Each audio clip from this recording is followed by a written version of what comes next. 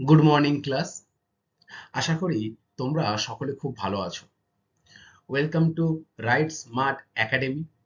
আমি রয়েছি তোমাদের সাথে জিওগ্রাফির সুমন স্যার। আচ্ছা স্টুডেন্ট, গত ক্লাসে আমরা কিন্তু তোমাদের বইতে যে তৃতীয় অধ্যায় রয়েছে বায়ুমণ্ডল, সেই বায়ুমণ্ডল থেকে কিন্তু পড়াশোনাটা সবে শুরু করেছিলাম, তাই তো? সেখানে আমরা বায়ুমণ্ডল কাকে বলে, এর থেকে সমুদ্র স্রোত কি, তারপর বায়ুমণ্ডলের মধ্যে যে সমুদ্র স্রোতের যে সৃষ্টির কারণ সেগুলো সম্পর্কে বিস্তারিত জেনেছিলাম, তাই তো? আজকে আমরা কিন্তু এই যে পৃথিবীব্যাপী যে সমুদ্র স্রোত রয়েছে তার কি প্রভাব রয়েছে, পৃথিবীব্যাপী সমুদ্র স্রোতের যে কি প্রভাব রয়েছে এবং কোন কোন সমুদ্র স্রোতগুলি গুরুত্বপূর্ণ পৃথিবীব্যাপী, সেগুলো কিন্তু আমরা বিস্তারিত আলোচনা করব।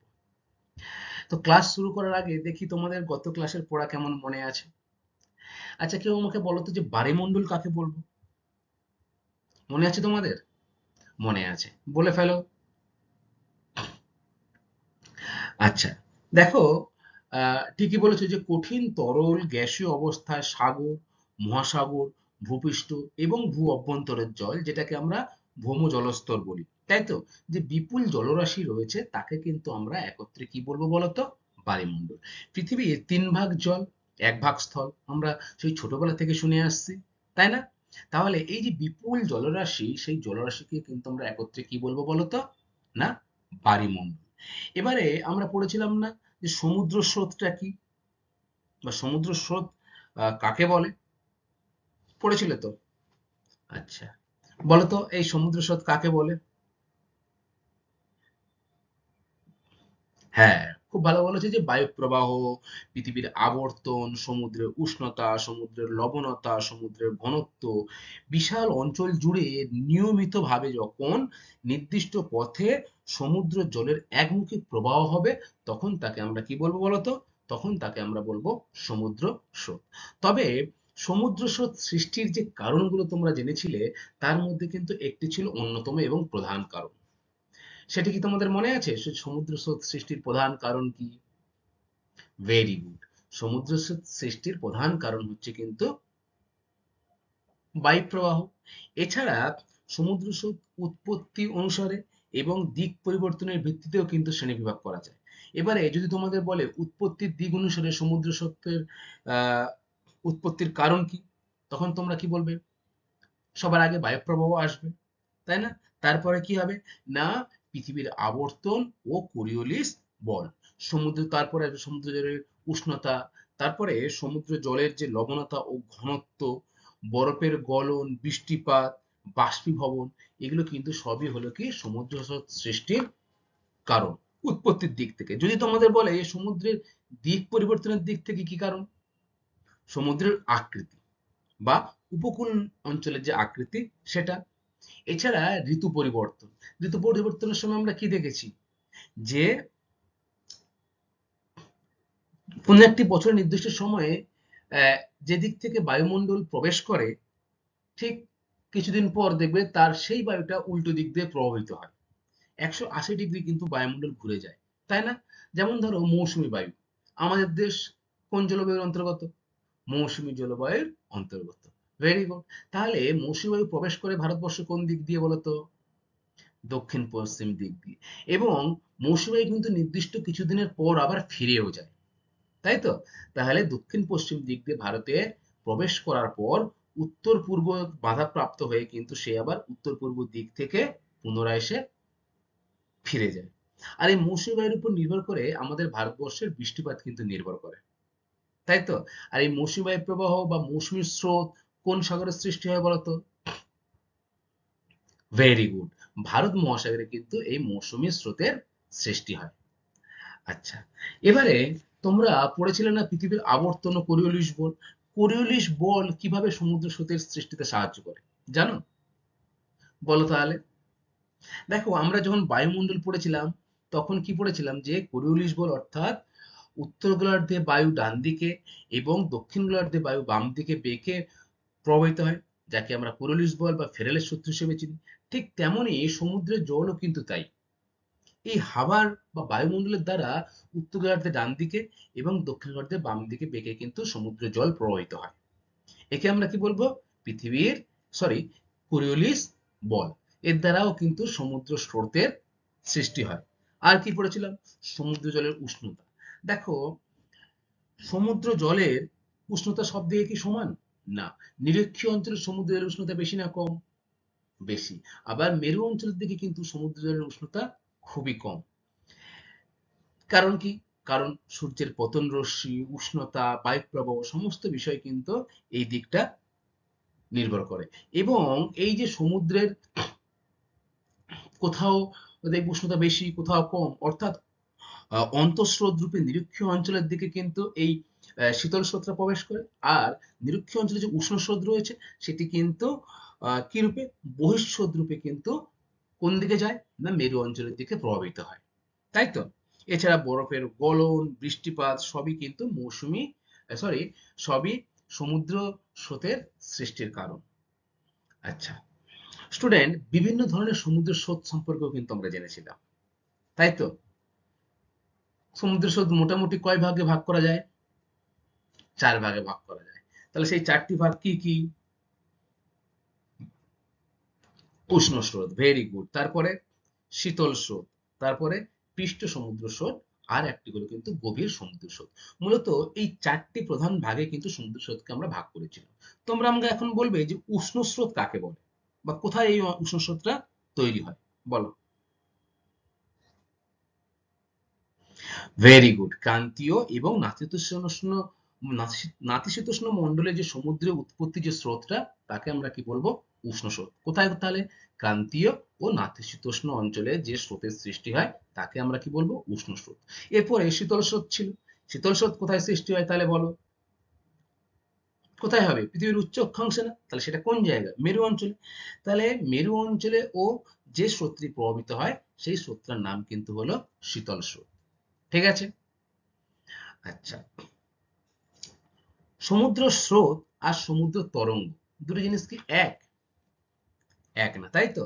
তাহলে সমুদ্র তরঙ্গ জিনিসটা কি, বলো? দেখো, বায়ুপ্রবাহ যখন সমুদ্রের উপর দিয়ে যায় তখন কিন্তু পীড়নের সৃষ্টি করে। পীড়নে প্রথমে কি হয়? না, সমুদ্র জল ছোট ছোট তরঙ্গ সৃষ্টি করে এবং বায়ুর মাধ্যমে কিন্তু ওই তরঙ্গ যতই উপকূলের দিকে আসে ততই কিন্তু এর গভীরতা কমে বড় ঢেউয়ের আকারে কিন্তু তটভূমিতে আছড়ে পড়ে। তোমরা নিশ্চয়ই কেউ দীঘা, পুরী, মন্দারমণি বা বকখালি ঘুরতে গেছো। সেখানে দেখবে উপকূলবর্তী অঞ্চলে অর্থাৎ সমুদ্রের পাড়ে কিন্তু ঢেউটা আছড়ে পড়ছে। সেটাকে কি বলা হচ্ছে বলতো? সমুদ্র তরঙ্গ, তাই তো? এছাড়া সমুদ্র তরঙ্গ আর সমুদ্র স্রোত এই দুটির কিন্তু পার্থক্য পরীক্ষাতে আসে। কি লিখবে পার্থক্য পরীক্ষায় আসলে?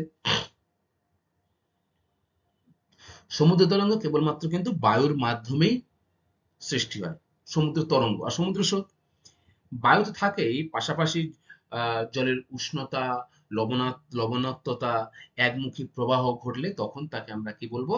না, সমুদ্র স্রোত। উৎপত্তি কি হয় একমাত্র কার দ্বারা? না, বায়ু প্রবাহ দ্বারা। আচ্ছা দেখো, এরপরে সমুদ্র তরঙ্গ কি? যে সমুদ্র তরঙ্গ জলতলের উপর দিয়ে বয়ে যায়। সমুদ্রের যে তরঙ্গটা সেটা জলতলের উপর দিয়ে বয়ে যায়। আর সমুদ্র স্রোত পৃষ্ঠ প্রবাহ পড়েছিলাম না, গভীর সমুদ্র তরঙ্গ পড়েছিলাম না, উভয় অঞ্চলের মধ্যে দিয়েই কিন্তু বয়ে যায়। আর এই যে সমুদ্র তরঙ্গ উপকূল রেখার প্রায় সমকোণে কিন্তু প্রভাবিত হয়। সমুদ্র তরঙ্গ উপকূল রেখার সমকোণে প্রভাবিত হয়। আর সমুদ্র স্রোত উপকূলের সমান্তরালে কিন্তু প্রভাবিত হয়। ঠিক আছে? এই কটা পার্থক্য তোমরা মনে রাখবে। আচ্ছা, তো ঠিক আছে স্টুডেন্ট, আমরা গত ক্লাসে এই বিষয়গুলোই নিয়েই আলোচনা করেছিলাম, তাই তো? আর আজকের যে বিষয়টি নিয়ে আমি তোমাদের সাথে আলোচনা করব সেটি কিন্তু হলো পৃথিবীব্যাপী সমুদ্র স্রোতের কি প্রভাব রয়েছে সেই সম্পর্কে। দেখো, পৃথিবীব্যাপী সমুদ্র স্রোতের প্রভাব। সমুদ্র স্রোত জলবায়ু, মাছ আহরণ, জাহাজ চলাচল প্রভৃতির উপর কিন্তু প্রভাব ফেলবেই, স্বাভাবিক। সমুদ্রে আমরা কি করি? মাছ আহরণ করতে যাই। যাতায়াতের মাধ্যম কিন্তু সমুদ্র। একটা মহাদেশ থেকে আরেকটা মহাদেশ বা একটা দেশ থেকে আরেকটা দেশে কিন্তু আমরা জাহাজের মাধ্যমে চলাফেরা করি, করি তো? বা ভারী যে দ্রব্যগুলি যেগুলো হেলিকপ্টার বা বিমানে নিয়ে আসা সম্ভব নয় সেগুলো কিন্তু আমরা জলপথের মাধ্যমে বড় বড় জাহাজের সাহায্যে কিন্তু এক দেশ দেশ থেকে অন্য দেশে নিয়ে আসে। তাহলে এই যে নিয়ে আসার পথে সমুদ্র স্রোত কিন্তু ব্যাপকভাবে প্রভাব ফেলে। সাথে সাথে আর কি কি বিষয়ের উপর প্রভাব ফেলে? ১ নম্বর দেখো জলবায়ুর উপর প্রভাব। জলবায়ুর কোন কোন বিষয়ের উপর প্রভাব ফেলে সমুদ্র স্রোত? উষ্ণতার প্রভাব। নাম্বার ২ বৃষ্টিপাত ও তুষারপাতের উপর প্রভাব ফেলে। নাম্বার ৩ কি? মরুভূমির সৃষ্টিতেও কিন্তু সমুদ্র স্রোত প্রভাব ফেলে। আর নাম্বার ৪ কুয়াশা, ঝড়ঝঞ্ঝা ইত্যাদি সৃষ্টিতে বা ঘূর্ণিঝড় যেটাকে বলা হয় ইত্যাদি সৃষ্টিতেও কিন্তু সমুদ্র স্রোত প্রভাব ফেলে। আমরা পড়েছিলাম না যে ঘূর্ণিঝড়, ক্রান্তীয় ঘূর্ণিঝড় পড়েছিলাম তো, যেগুলো সমুদ্রের উপরে সৃষ্টি হয়। আমাদের পশ্চিমবঙ্গের আঘাত করেছে, যেমন আয়লা, ফণী, হুদুদ, এগুলো কি সমুদ্রের উপর সৃষ্টি হওয়া কিন্তু ঘূর্ণিঝড়। ঠিক তেমনই এই সমুদ্র স্রোতের প্রভাবে কিন্তু কুয়াশা, ঝড়ঝঞ্ঝা, ঘূর্ণিঝড় ইত্যাদি কিন্তু সৃষ্টি হতে পারে। আচ্ছা, ১ নম্বরের মধ্যে তাহলে আমরা কি কি দেখলাম? যে জলবায়ুর উপর প্রভাব, উষ্ণতা, বৃষ্টিপাত, তুষারপাত, মরুভূমির সৃষ্টি হয়, আর কুয়াশা ও ঝড়ঝঞ্ঝাও কিন্তু সৃষ্টি হয়। এরপর ২ নম্বর কি? জলবায়ু পরিবর্তনে কিন্তু প্রভাব ফেলে। দেখো এই স্রোতের প্রভাবে কোন একটা উষ্ণ স্থান হঠাৎ করে কিন্তু শীতল স্রোতের প্রভাবে সেই স্থানটা কিন্তু শীতল হয়ে যায়। ফলে জলবায়ুর কিন্তু পরিবর্তন লক্ষ্য করা যায় সমুদ্র স্রোতের প্রভাবে। আর কি? মগ্ন চড়া সৃষ্টি ও বাণিজ্যিক গুরুত্বপূর্ণ অঞ্চল কিন্তু এই সমুদ্র স্রোতের প্রভাবে সৃষ্টি হতে পারে। এই পয়েন্টগুলো সম্পর্কেই আমরা কিন্তু বিস্তারিত আলোচনা করব আজকের ক্লাসে। প্রথমে আমরা জানবো যে জলবায়ুর উপর কি কি প্রভাব ফেলছে সমুদ্র স্রোত। জলবায়ুর উপর প্রভাব। ১ নম্বর হচ্ছে দেখো উষ্ণতার প্রভাব। শীতল অঞ্চলের উপর দিয়ে উষ্ণ স্রোত বয়ে গেলে কিন্তু সংশ্লিষ্ট অঞ্চলে উষ্ণতা বাড়ে। কোন একটি যদি শীতল অঞ্চল থাকে তার উপর দিয়ে যদি হঠাৎ করে উষ্ণ বায়ু বয়ে যায় তাহলে সেই অঞ্চলের উষ্ণতা কেমন হবে? কিছুটা হলেও তো উষ্ণতা বাড়বে। ঠিক তেমনই উত্তর আটলান্টিক ডিপ্রেটের কারণেই উত্তর পশ্চিম ইউরোপের উষ্ণতা কিন্তু শীতকালে বেশ বেশি থাকে বলেই নরওয়ের হামারফেস্ট বন্দর দিয়ে কিন্তু সারা বছর জাহাজ চলাচল করতে পারে। দেখো এই যে তোমরা ছবিটা দেখছো, এটি কিন্তু হলো নরওয়ের হামারফেস্ট বন্দর। এই অঞ্চলটি কিন্তু উচ্চ অক্ষাংশে অবস্থিত, উত্তর পশ্চিম ইউরোপের উত্তর পশ্চিমে অবস্থিত। এর পাশাপাশি অঞ্চলে কিন্তু দেখবে যথেষ্ট বরফ পড়ে। কিন্তু এই বন্দরটার কাছাকাছি উষ্ণতার প্রভাব কিছুটা বেশি হওয়ার জন্য, শীতকালে উষ্ণতা কিছুটা বেশি হওয়ার জন্য কিন্তু প্রায় সারা বছরই কিন্তু এই অঞ্চলে জাহাজ চলাচল করে। অর্থাৎ নদীতে বা সমুদ্রে কিন্তু বরফ জমা হয় না। তাহলে বরফ কেন জমা হচ্ছে না? এই উষ্ণতার প্রভাবের জন্য। উষ্ণ স্রোত কিন্তু এখানে প্রবেশ করছে, যার ফলে নরওয়ের হামারফেস্ট বন্দর কিন্তু সারা বছর ধরে জাহাজ চলাচল করে। পরীক্ষায় কিন্তু এরকম প্রশ্ন আসে যে উত্তর পশ্চিম ইউরোপের কোন অঞ্চলে শীতকালেও কিন্তু সারা বছর ধরে জাহাজ জাহাজ চলাচল করে কোন বন্দরে? তখন তোমাদের উত্তর কি হবে? না, নরওয়ের হামারফাস্ট বন্দর, যেটি কিন্তু শীতকালেও জাহাজ চলাচল করতে পারে। অপরদিকে যেটা হয়েছে দেখো, শীতল রেঙ্গুয়ানা বেঙ্গুয়ানা স্রোতের প্রভাবে দক্ষিণ আফ্রিকা, নামিবিয়া উপকূল, পেরু, হামবোল্ট স্রোতের প্রভাবে চিলি উপকূল, ক্যালিফোর্নিয়া স্রোতের প্রভাবে ক্যালিফোর্নিয়া উপকূল, ক্যানারি স্রোতের প্রভাবে স্পেন উপকূল উষ্ণতা কিন্তু কম এবং জলবায়ু কিন্তু সারা বছর মনোরম থাকে। তোমরা হলিউডের নাম শুনেছো, সেই হলিউড কোথায় অবস্থিত? ক্যালিফোর্নিয়া। সারা বছর সেখানে মনোরম জলবায়ু থাকে। তাহলে কোন স্রোতের ফলে এখানে জলবায়ু মনোরম থাকে? না, ক্যালিফোর্নিয়া স্রোতের ফলে। ঠিক তেমনি চিলি উপকূল, সেটা হামবোল্ট স্রোতের ফলে কিন্তু সারা বছর সেখানে জলবায়ু মনোরম থাকে। আবার স্পেনের উপকূলবর্তী অঞ্চলে ক্যানারি যে স্রোত রয়েছে সেই স্রোতের প্রভাবে কিন্তু জলবায়ুটা এই অঞ্চলগুলোতে সারা বছর কি থাকে? না মনোরম থাকে। দেখো এই যে দক্ষিণ আমেরিকা, এই দক্ষিণ আমেরিকার চিলি, পেরু এই যে দেশগুলোতে এবং এই ইউরোপের কোন অঞ্চল? না স্পেন, এই অঞ্চলগুলোতে কিন্তু সারা বছর কি থাকে বলতো? জলবায়ু মনোরম প্রকৃতির থাকে। কোন স্রোতের গুলো সেগুলো কিন্তু তোমরা মনে রাখবে। যদি বলে যে চিলি উপকূলে কোন স্রোতের প্রভাবে সারা বছর জলবায়ু মনোরম থাকে, তাহলে তোমাদের উত্তর কি হবে? হামবোল্ট স্রোতের প্রভাবে, তাই তো? আচ্ছা, তাহলে এখানে তোমরা দুটো প্রশ্ন খুব ভালো করে করবে। এক হচ্ছে এই হামারফেস্ট বন্দর কোথায় এবং কেন সারা বছর জাহাজ চলাচল করে? দ্বিতীয়ত হচ্ছে যে হামবোল্ট স্রোতের প্রভাবে কোন উপকূল বা ক্যালিফোর্নিয়া স্রোতের প্রভাবে কোন উপকূলে সারা বছর কিন্তু জলবায়ু মনোরম লক্ষ্য করা যায়। এগুলো কিন্তু খুব ভালো করে তোমরা মুখস্থ করবে। আচ্ছা, এরপরে দ্বিতীয় রয়েছে দেখো বৃষ্টিপাত ও তুষারপাত। উষ্ণ স্রোতের উপর দিয়ে প্রবাহিত বায়ু বেশি জলীয় বাষ্প গ্রহণ করে বলে বৃষ্টির সম্ভাবনা বাড়ে। দেখো, যে অঞ্চলে বায়ুতে জলীয় বাষ্পের পরিমাণ বেশি, সেখানে তো বৃষ্টিপাত বেশি হবে, স্বাভাবিক। তাহলে তোমরা বলো তো যে পৃথিবীর কোন অঞ্চলে বৃষ্টির পরিমাণ সব থেকে বেশি? ভেরি গুড, নিরক্ষীয় জলবায়ু অঞ্চলে বৃষ্টিপাতটা বেশি হয়। কোন পদ্ধতিতে হয় বলো তো? বায়ুমণ্ডল পড়ার সময় কিন্তু আমরা জেনেছিলাম এগুলো। কোন পদ্ধতিতে বৃষ্টিপাত হয়?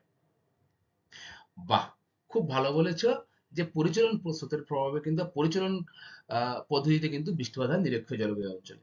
ঠিক তেমনি দেখো, এই উষ্ণ স্রোতের উপর দিয়ে যখন বায়ু প্রবাহিত হয় তখন কিন্তু এই বায়ুতে জলীয় বাষ্প বেশি থাকে, ফলে বৃষ্টিপাতের সম্ভাবনা বেড়ে যায়।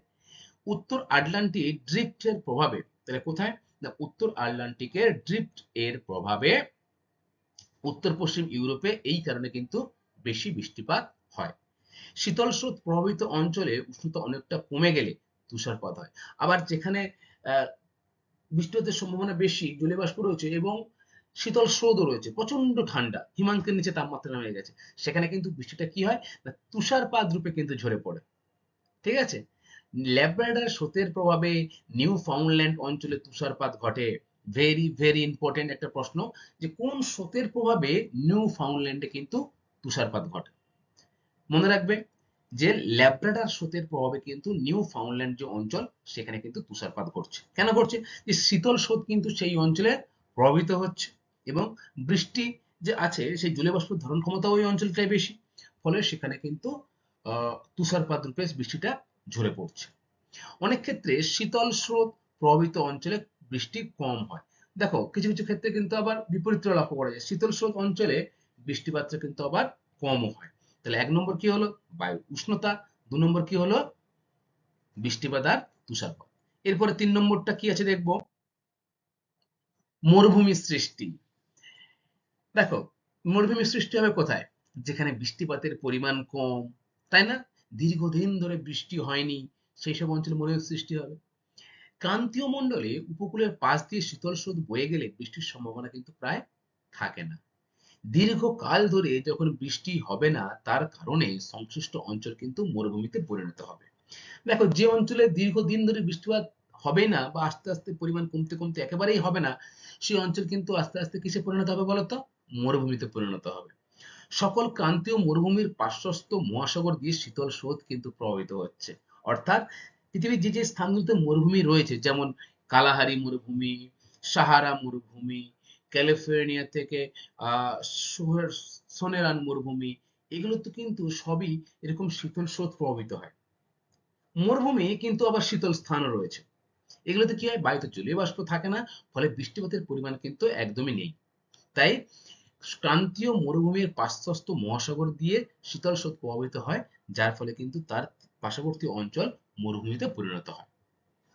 দেখো, এই যে ছবি দেখলে তোমরা বুঝতে পারবে, সমুদ্রের তীরবর্তী অঞ্চলে পাহাড় পর্বত রয়েছে এরকম, ফলে বৃষ্টিপাত কিন্তু এই একপেশে ঢালা হচ্ছে, ফলে এপারে কিন্তু জলীয় বাষ্পটা কমে যাচ্ছে বাতাসে, ফলে বৃষ্টির পরিমাণ কিন্তু খুব কম। ফলে বহু কাল ধরে বা বহু বছর ধরে বৃষ্টিপাত না হওয়ার দরুন এই পর্বতের এই ঢালটা কিন্তু কি হয়েছে না, মরুভূমিতে সৃষ্টি হয়েছে।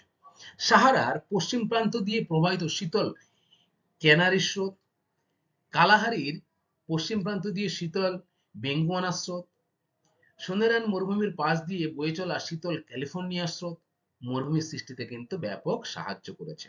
তাহলে সাহারা, কালাহারি, সোহেরান মরুভূমি, এছাড়া কি বিভিন্ন যে মরুভূমি রয়েছে সেগুলোতে কিন্তু শীতল স্রোত মরুভূমির সৃষ্টিতে সাহায্য করে। তাহলে যদি তোমাদের পরীক্ষায় প্রশ্ন আসে কোন স্রোত মরুভূমির সৃষ্টিতে সাহায্য করে, শীতল স্রোত। Very good.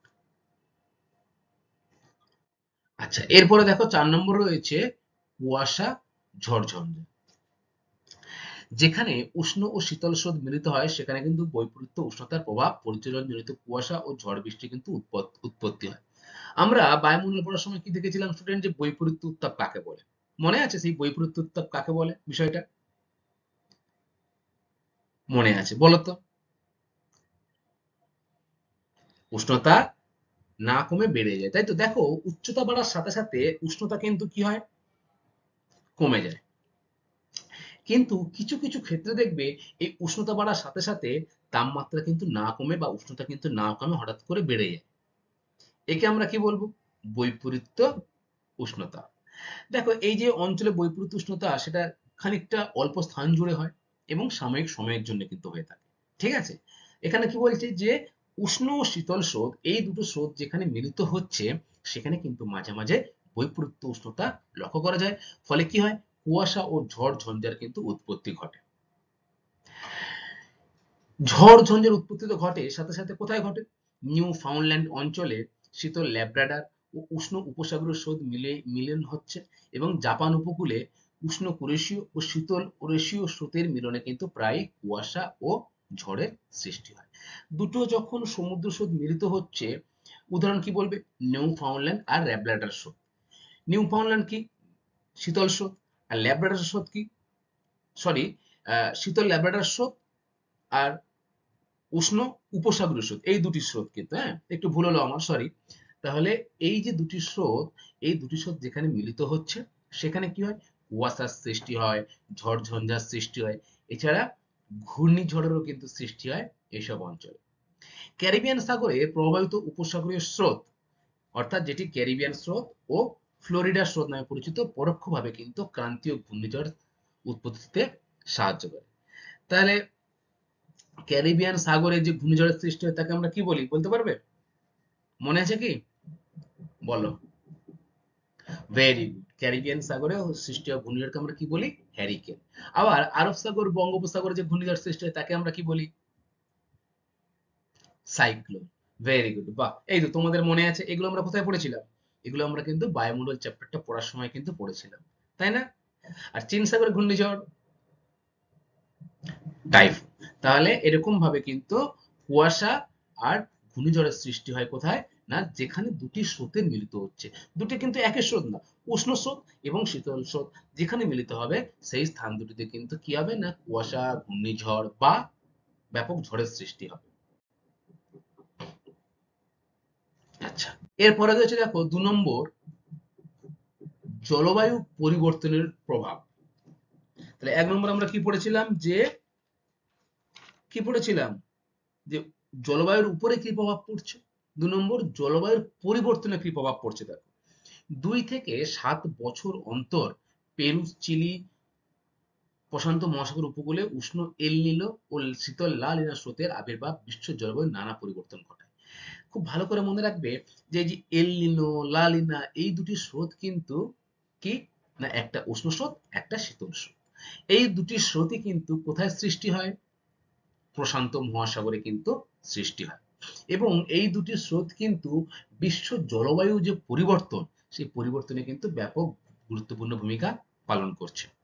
ঠিক আছে? এবারে আমরা এল নিনোর কি প্রভাব পড়ছে বা লা নিনার কি প্রভাব পড়ছে সেটা কিন্তু জানবো। দেখো 1 নম্বর, এল নিনোর স্রোতের প্রভাব কি রয়েছে? উত্তর ও মধ্য আমেরিকার পশ্চিম উপকূল, মেক্সিকো উপসাগর, পেরু, চিলি, ইকুয়েডর বা মেরু অঞ্চলে প্রবল বর্ষণ, বন্যা, ঝড়ের প্রকোপ কিন্তু বৃদ্ধি পাচ্ছে। তাহলে এই অঞ্চলে কিন্তু এত ঝড় ঝঞ্ঝা ছিল না একসময়, কিন্তু বর্তমানে এই এল নিনোর প্রভাবে কি হচ্ছে? উষ্ণ স্রোত, এটা এল নিনো, তার প্রভাবে বর্ষা, বন্যা, ঝড় ঝঞ্ঝার কিন্তু সৃষ্টি হচ্ছে। দ্বিতীয়ত কি? পূর্ব অস্ট্রেলিয়া, নিউ গিনি, দক্ষিণ পূর্ব এশিয়ার ফিলিপিন্স, ইন্দোনেশিয়া, বাংলাদেশ, ভারত, আহ নানান রকম যে খরা, বন্যা হওয়া বা গ্রীষ্মের তাপপ্রবাহ সৃষ্টি হওয়া, এগুলো কিন্তু এল নিনোর প্রভাবে সৃষ্টি হচ্ছে। দেখো বিভিন্ন মহাদেশে কিন্তু এই এল নিনোর প্রভাব পড়ছে। যেমন এশিয়া মহাদেশ, উত্তর আমেরিকা, দক্ষিণ আমেরিকা মহাদেশ, বিশেষ করে উত্তর ও মধ্য আমেরিকায় বেশি প্রভাবটা পড়ে। ভারতবর্ষ এর ব্যতিক্রম নয়। ভারতবর্ষে উষ্ণতম এবং শুষ্কতম যে আবহাওয়ার সৃষ্টি হয় তার জন্য কি হয়? অনাবৃষ্টি, খরা। ঠিক আছে? যখন মৌসুমী বায়ু আগমনের সময়, জুন জুলাই মাস, তখন ধরো মৌসুমী বায়ু আসলো না, কিছুদিন পরে আসলো, তাহলে কি হবে? খরার সৃষ্টি হবে না? এই কিছুদিন যে পরে আসছে, কেন আসছে বলতো? এই এল নিনোর প্রভাবে আসছে। ঠিক আছে? এল নিনো কিন্তু এই মৌসুমী বায়ুটা ভারতে প্রবেশ করতে বাধাপ্রাপ্ত করছে, ফলে বর্ষা কিন্তু সেই টাইমে আসছে না। তাহলে জলবায়ু পরিবর্তনে কিন্তু এই এল নিনো প্রভাব বিস্তার করছে, তাই না? আচ্ছা, তৃতীয় কি আছে দেখো। 1 নম্বর হলো নম্বর হলো। 3 নম্বর কি রয়েছে দেখো, গ্রীষ্মকালীন মৌসুমী বায়ুর স্বাভাবিক প্রবাহ ব্যাহত হয়। দক্ষিণ পশ্চিম মৌসুমী বায়ুতে বৃষ্টি কম হয়, খরার সৃষ্টি হয়। যখন আমাদের ভারতবর্ষে এরকম দক্ষিণ পশ্চিম মৌসুমী বায়ু প্রবেশ করে, তখন কিন্তু ব্যাপক বৃষ্টিপাত ঘটায়। কিন্তু এই এল নিনোর প্রভাবে কিন্তু কি হচ্ছে না, বৃষ্টিপাত প্রবেশ করছে কিন্তু বৃষ্টিপাতটা কম হচ্ছে। কেন হচ্ছে? এই এল নিনোর প্রভাবে। ঠিক আছে, অর্থাৎ এল নিনোর প্রভাবে কিন্তু এই মৌসুমী বায়ুকে ঠেলে অন্যদিকে সরিয়ে দিচ্ছে। ফলে ভারতবর্ষে যে বৃষ্টি হওয়ার কথা ছিল, সে বৃষ্টি কিন্তু হয় না, খরার সৃষ্টি হয়ে যাচ্ছে। বুঝতে পেরেছো তাহলে? আচ্ছা, এরপরে দেখো রয়েছে জলবায়ু পরিবর্তনে লা নিনার স্রোতের কি প্রভাব লক্ষ্য করা যায়। এক, পেরু, চিলি, ইকুয়েডর, মরু অঞ্চল, উত্তর ও মধ্য আমেরিকার পশ্চিম উপকূলে অনাবৃষ্টি, খরা, শীত, শৈত্যপ্রবাহ সৃষ্টি করে কে? না, এই লা নিনা। বুঝতে পেরেছো? পেরু, চিলু, ইকুয়েডর, মরু অঞ্চল সমস্ত জায়গায় কিন্তু কি হয় না, অনাবৃষ্টি, খরা বা প্রবল শীতে কিন্তু প্রবল শৈত্যপ্রবাহ সৃষ্টি করে কে? না, লা নিনার প্রভাবে। দ্বিতীয়ত হচ্ছে দেখো, দক্ষিণ ব্রাজিল ও উত্তর আর্জেন্টিনাতে শৈত্যপ্রবাহ ও শুষ্কতা কিন্তু বৃদ্ধি পায়। ব্রাজিলে এবং আর্জেন্টিনাতে কিন্তু শৈত্যপ্রবাহ প্রচন্ড বৃদ্ধি পায়, আবার শুষ্কতাও কিন্তু ব্যাপক বৃদ্ধি পায়। আর কোন অঞ্চলে প্রভাব ফেলে? পশ্চিম ও মধ্য প্রশান্ত মহাসাগরের সংশ্লিষ্ট দেশগুলোতে, যেমন দেশগুলোতে কি হয়, টাইফুন, ব্যাগুই, উইলি উইলি ইত্যাদি ক্রান্তীয় যে শক্তিশালী ঘূর্ণিঝড়, তার প্রকোপ কিন্তু দিনের পর দিন বৃদ্ধি পাচ্ছে। কার ফলে? লা নিনার প্রভাবে। উইলি উইলি কোথায় দেখা যায়? অস্ট্রেলিয়া। টাইফুন কোথায়? না, চীন সাগরের সৃষ্টি হয়, তাই না? এই যে ঘূর্ণিঝড়গুলি, এগুলো কিন্তু প্রবল শক্তিশালী ঘূর্ণিঝড়। তোমরা আমাকে বলতে পারবে যে স্থলভাগের প্রবল শক্তিশালী ঘূর্ণিঝড় কোনটি? মনে আছে তোমাদের? দেখি কার কার মনে আছে। ভেরি গুড, টর্নেডো, তাই না? যেটা আমেরিকাতে বেশি হয়। তাহলে স্থলভাগের সব থেকে ভয়ঙ্কর যে ঘূর্ণিঝড়, তার নাম কিন্তু টর্নেডো, তাই তো? আচ্ছা, তাহলে আমরা কি কি জানলাম? জানলাম যে জলবায়ু পরিবর্তনে এল নিনো এবং লা নিনার কি ভূমিকা রয়েছে সেই সম্পর্কে। আচ্ছা স্টুডেন্ট, এবারে এক নজরে দেখে নাও যে বিভিন্ন মহাসাগরে সৃষ্টি হওয়া প্রধান প্রধান সমুদ্র স্রোতগুলি কি কি। দেখো এখানে রয়েছে আটলান্টিক মহাসাগরে তৈরি হওয়া উষ্ণ স্রোত এবং শীতল স্রোত, প্রশান্ত মহাসাগরে সৃষ্টি হওয়া উষ্ণ স্রোত ও শীতল স্রোত, এবং ভারত মহাসাগরে সৃষ্টি হওয়া উষ্ণ স্রোত ও শীতল স্রোত। এখান থেকে এই পরীক্ষায় এমন কোশ্চেন আসে, ধরো বলে দিল যে মৌসুমী স্রোত কোন মহাসাগরে সৃষ্টি হয়, তখন তোমাদের উত্তর কি হবে? না, ভারত মহাসাগরে মৌসুমী স্রোতের কিন্তু সৃষ্টি হয়, তাই তো? আচ্ছা, এবারে ধরো বলল যে বেঙ্গুয়েনা, সে শীতল স্রোতটা সেটা কোন মহাসাগরে সৃষ্টি হয়? আটলান্টিক মহাসাগরে, তাই না? অথবা ল্যাব্রাডার স্রোত কোন মহাসাগরে সৃষ্টি হয়? আটলান্টিক মহাসাগরে। এরকম ভাবে কিন্তু পরীক্ষায় প্রশ্ন আসে। দেখো, আটলান্টিক মহাসাগরে কোন কোন উষ্ণ স্রোত? উত্তর নিরক্ষীয় স্রোত, দক্ষিণ নিরক্ষীয় স্রোত, নিরক্ষীয় প্রতিস্রোত, তারপরে উপসাগরীয় স্রোত, উত্তর আটলান্টিক ড্রিফট স্রোত, আর ইরমিঙ্গা স্রোত বা ব্রাজিল স্রোত। এইগুলি স্রোতগুলো তোমরা দেখলে, এগুলো কিন্তু সবই হলো উষ্ণ স্রোত। ঠিক আছে, এরপরে এই আটলান্টিক মহাসাগরের যে শীতল স্রোত রয়েছে, তার মধ্যে ইম্পর্টেন্ট হচ্ছে এই ল্যাব্রাডার স্রোত, তারপরে বেঙ্গুয়েনা স্রোত, ক্যানারি স্রোত। এগুলো কিন্তু মোটামুটি ইম্পর্টেন্ট। এই দুই একটা স্রোতের কথা কিন্তু তোমরা মনে রাখবে যে কোন সাগরে বা কোন মহাসাগরে উৎপত্তি হয়। এরপরে দেখো রয়েছে প্রশান্ত মহাসাগর। প্রশান্ত মহাসাগরের যে উষ্ণ স্রোত, সেগুলো হচ্ছে উত্তর নিরক্ষীয়, দক্ষিণ নিরক্ষীয়, নিরক্ষীয় প্রতিস্রোত, কুরেশীয় স্রোত, সুসিমা স্রোত বা নিউ সাউথ ওয়েলস স্রোত, এগুলো কিন্তু রয়েছে। আর শীতল স্রোতের মধ্যে রয়েছে ওয়াসি স্রোত, ক্যালিফোর্নিয়া স্রোত, সুমেরু স্রোত, কুমেরু স্রোত, পেরু বা হামবোল্ট স্রোত। এর মধ্যে এই যে হামবোল্ট স্রোত, এটি কিন্তু গুরুত্বপূর্ণ। যে হামবোল্ট স্রোত কোন মহাসাগরে সৃষ্টি হয়, তখন তোমাদের উত্তর হবে প্রশান্ত মহাসাগরে। ঠিক আছে, এরপরে রয়েছে দেখো ভারত মহাসাগর। ভারত মহাসাগর উষ্ণ উষ্ণ স্রোত কি? দক্ষিণ পশ্চিম মৌসুমী স্রোত, উত্তর পশ্চিম মৌসুমী স্রোত, দক্ষিণ নিরক্ষীয় স্রোত, সোমাইলি স্রোত, এছাড়া শীতল স্রোত কি রয়েছে? কুমেরু স্রোত আর পশ্চিম অস্ট্রেলীয় স্রোত। এই দুটি হলো কিন্তু শীতল স্রোত। এর মধ্যে মৌসুমী স্রোতটা বেশি গুরুত্বপূর্ণ। ঠিক আছে, এই যে পৃথিবীব্যাপী বিভিন্ন সমুদ্র এবং তার যে উষ্ণ স্রোতগুলো হচ্ছে লাল কালিতে দেওয়া, এবং নীল কালিতে কিন্তু দেওয়া আছে কি স্রোত না শীতল স্রোত। এরপরে একটা গুরুত্বপূর্ণ প্রশ্ন যেটা তোমাদের পরীক্ষা সচরাচর দেয় যে হিমপ্রাচীর কাকে বলে।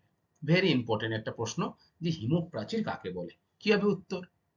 যে নিউ ফাউন্ডল্যান্ড অঞ্চলে উষ্ণ উপসাগরীয় স্রোত এবং শীতল ল্যাব্রাডার স্রোত যখন পাশাপাশি পরস্পর বিপরীত দিকে বয়ে যায় এবং এদের যে স্পষ্ট সীমারেখা রয়েছে তাকে বলা হয় কিন্তু হিমপ্রাচীর। কি কি স্রোত? খুব ভালো করে মনে রাখবে যে নিউ ফাউন্ডল্যান্ডের যে কি উষ্ণ উপসাগরীয় স্রোত এবং শীতল ল্যাব্রাডার স্রোত কিন্তু পাশাপাশি বিপরীত দিকে কিন্তু বয়ে চলেছে, ঠিক আছে, এরকম ভাবে বয়ে চলেছে। সে তাকে কি বলা হচ্ছে?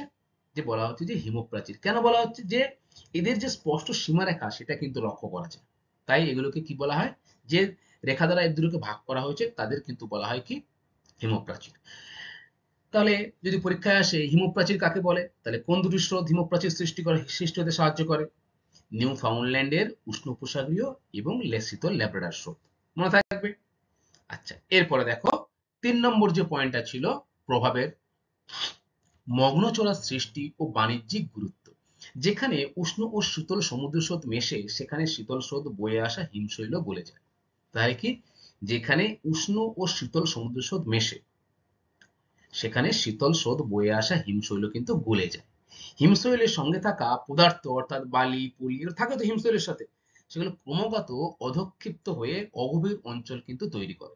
আর এটি হলো কিন্তু মগ্নচড়া বা ব্যাঙ্ক। দেখো এরকম বরফ কিন্তু গলে গিয়ে তার সাথে যে নুড়ি কাকড় বালিগুলো থাকে সেগুলো কিন্তু এরকম চড়া সৃষ্টি জমে জমে দীর্ঘদিন ধরে কিন্তু এরকম চড়া সৃষ্টি করে। তাকে আমরা কি বলবো না মগ্নচড়া বা ব্যাঙ্ক। পৃথিবীর বৃহত্তম মগ্নচড়ার নাম কি বলতো? পৃথিবীর বৃহত্তম মগ্নচড়ার নাম কিন্তু হলো গ্র্যান্ড ব্যাঙ্ক মগ্নচড়া। Very important. দেখো এই যে গ্র্যান্ড ব্যাঙ্ক হলো পৃথিবীর বৃহত্তম মগ্নচড়া। এছাড়া দরগাস ব্যাঙ্ক, রকফল ব্যাঙ্ক হলো পৃথিবীর বিখ্যাত মগ্নচড়া। এবারে মগ্নচড়া বাণিজ্যিক গুরুত্ব কি?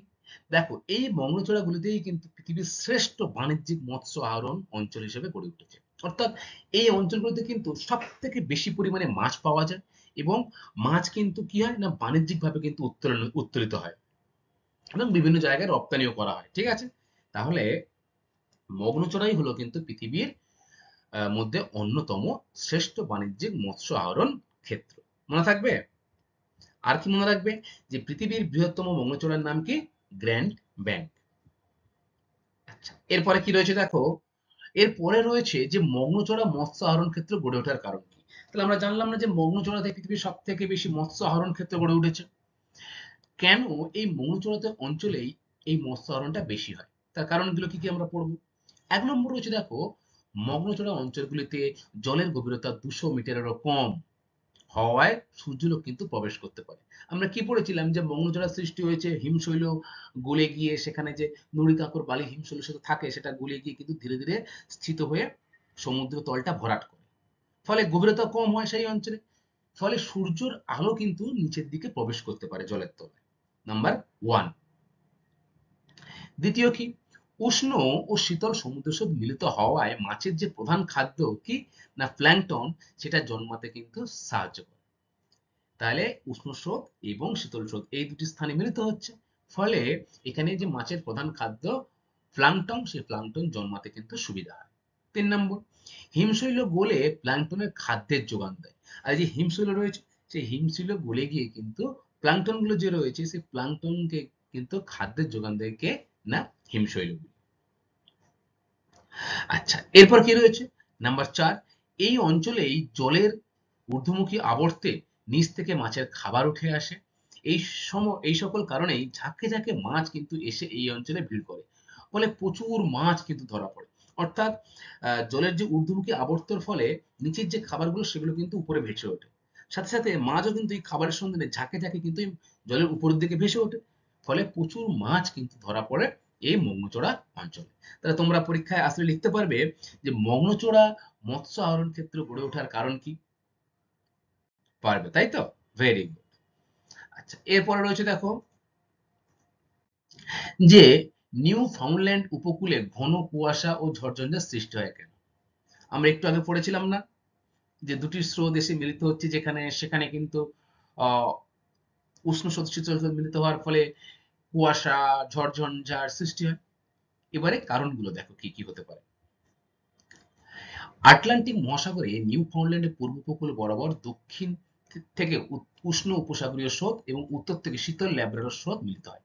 তাহলে দুটি স্রোত কিন্তু এই অঞ্চলে মিলিত হচ্ছে, কি কি? উষ্ণ উপসাগরীয় স্রোত আর শীতল ল্যাব্রাডর স্রোত। এই দুটির মিলন স্থলেই কিন্তু নিউ ফাউন্ডল্যান্ড অঞ্চলে কি হচ্ছে না, কুয়াশা ও ঝড়ঝঞ্ঝার সৃষ্টি হচ্ছে। 1 নম্বর পয়েন্ট এটা। কোথায়? দেখো, এই দেখো কুয়াশার সৃষ্টি হয়েছে। এই দিক থেকে উষ্ণ উপসাগরীয় স্রোত, আর এই দিক থেকে কিন্তু সরি শীতল ল্যাব্রাডর স্রোতটা কিন্তু এই অঞ্চলে এসে মিশছে। ফলে কি হচ্ছে, এই অঞ্চলটা কুয়াশার সৃষ্টি হচ্ছে। দ্বিতীয়ত কি, উপসাগরীয় স্রোতের উপর বায়ুপুঞ্জ উষ্ণ ও তাতে বিপুল পরিমাণ জলীয় বাষ্প থাকে, এবং ল্যাব্রাডর স্রোতের উপর বায়ুপুঞ্জ শীতল ও শুষ্ক হয়। বায়ুতে জলীয় বাষ্প থাকলে কি হবে, জলের পরিমাণ বাড়বে, ফলে কুয়াশা কিন্তু ধরতে সাহায্য করবে, তাই না? আবার ল্যাব্রাডর স্রোতের উপরে কিন্তু বায়ুপুঞ্জ শীতল এবং শুষ্ক দুটোই প্রভাব লক্ষ্য করা যায়। 3 নম্বর পয়েন্ট দেখো রয়েছে কি, দুই বিপরীতধর্মী বায়ুপুঞ্জ পরস্পর মুখোমুখি হওয়ায় জলীয় বাষ্প ঘনীভূত হয়ে ঘন কুয়াশা, মেঘ, বৃষ্টিপাত এবং বজ্রপাতের কিন্তু সৃষ্টি করে। দুটি সম্পূর্ণ বিপরীতমুখী বায়ুপুঞ্জ কিন্তু মিশছে, ফলে কি হবে, জলীয় বাষ্প ঘনীভূত হচ্ছে সেখানে, কারণ আগে থেকেই কিন্তু জলীয় বাষ্প ছিল বাতাসে। তার সাথে সাথে কি কুয়াশা, মেঘ, ঘন আহ মেঘ, ঝড় বৃষ্টি এবং সাথে সাথে কিন্তু বজ্রপাতও সৃষ্টি হচ্ছে। কোথায় না, এই নিউ ফাউন্ডল্যান্ড অঞ্চলে। তাহলে তোমরা পরীক্ষায় আসলে লিখতে পারবে যে নিউ ফাউন্ডল্যান্ড অঞ্চলে ঘন কুয়াশা এবং ঝড়ঝঞ্ঝা কেন সৃষ্টি হয়। এক কথায় কি বলবো বলতো, যে উষ্ণ উপসাগরীয় স্রোত এবং শীতল ল্যাব্রাডর স্রোত কিন্তু সেখানে এসে মিলিত হচ্ছে, এটাই কিন্তু প্রধান কারণ। দেখো, এই যে এই দিক দিয়ে স্রোত আর এই দিক দিয়ে স্রোত এসে কিন্তু এইখানে মিলিত হচ্ছে, ফলে এই জায়গাটা কুয়াশাচ্ছন্ন এবং ঝড় বৃষ্টি হচ্ছে। আশা করি তোমরা বুঝতে পেরেছো আজকের এই আমাদের আলোচ্য বিষয় সম্পর্কে। দেখো স্টুডেন্ট, পরবর্তী ক্লাসে আমি তোমাদের সাথে কিন্তু জোয়ার ভাটা সম্পর্কে বিস্তারিত আলোচনা করব। আজকের ক্লাসটা এই পর্যন্তই। তবে কতকগুলি গুরুত্বপূর্ণ প্রশ্ন আছে যেগুলো কিন্তু পরীক্ষায় আসে, সেগুলো কিন্তু আমরা একটু দেখে নেব। প্রথমে যে প্রশ্নটা রয়েছে দেখো, পৃথিবীর যে বৃহত্তম মগ্নচড়া তার নাম কি? তোমরাই উত্তর বলবে, বলো পৃথিবীর বৃহত্তম মগ্নচড়ার নাম কি? ভেরি গুড, গ্র্যান্ড ব্যাংক, তাই না? তাহলে গ্র্যান্ড ব্যাংক হলো পৃথিবীর বৃহত্তম মগ্নচড়া। দ্বিতীয়ত রয়েছে দেখো, পৃথিবীর অন্যতম শ্রেষ্ঠ বাণিজ্যিক মৎস্য আহরণ অঞ্চল কোনটি? মানে কোন অঞ্চলে সব থেকে বেশি মৎস্য আহরণ করা হয়, বলো। ভেরি গুড, এই মগ্নচড়া অঞ্চলগুলিতে, তাই তো? মগ্নচড়া অঞ্চলগুলিতেই কিন্তু পৃথিবীর সব থেকে বেশি মৎস্য আহরণ করা হয়ে থাকে। তাহলে 1 নম্বর 2 নম্বর হয়ে গেল। এল নিনো ও লা নিনা এই দুটোই ধরো, এর আবির্ভাব হয় কোন মহাসাগরে, বলো। খুব গুরুত্বপূর্ণ একটা প্রশ্ন। ভেরি গুড, প্রশান্ত মহাসাগরে কিন্তু এল নিনো বা লা নিনার কিন্তু আবির্ভাব ঘটছে, তাই তো? 4 নম্বর প্রশ্ন, তোমরাই বলবে আমাকে যে হিমপ্রাচীর কাকে বলে, কোন দুটি স্রোতের পাশাপাশি চলে, বলো। ভেরি গুড, নিউ ফাউন্ডল্যান্ডের কি উষ্ণ উপসাগরীয় স্রোত এবং শীতল যে ল্যাব্রাডর স্রোত সেটি কিন্তু পাশাপাশি চলে এবং একটা রেখার সৃষ্টি করে, বিভাজনের সৃষ্টি করে। সেই বিভাজনটা কি দ্বারা তৈরি হয় না, হিমপ্রাচীর দ্বারা তৈরি হয়। 5 দাগ, কোন স্রোতের প্রভাবে নিউ ফাউন্ডল্যান্ড অঞ্চলে তুষারপাত ঘটে, বলো। কোন স্রোতের প্রভাবে নিউ ফাউন্ডল্যান্ড অঞ্চলে তুষারপাত ঘটে?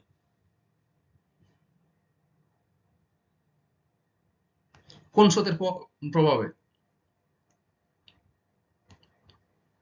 ভেরি গুড, ঠিক বলেছো যে ল্যাব্রাডর স্রোতের প্রভাবে। দেখো, শীতল ল্যাব্রাডর স্রোতের প্রভাবে কিন্তু নিউ ফাউন্ডল্যান্ড অঞ্চলে তুষারপাত ঘটে, এটা কিন্তু মনে রাখবে। আচ্ছা, এর পরের প্রশ্ন কি রয়েছে, যে উত্তর পশ্চিম ইউরোপের কোন বন্দর দিয়ে সারা বছর জাহাজ চলে?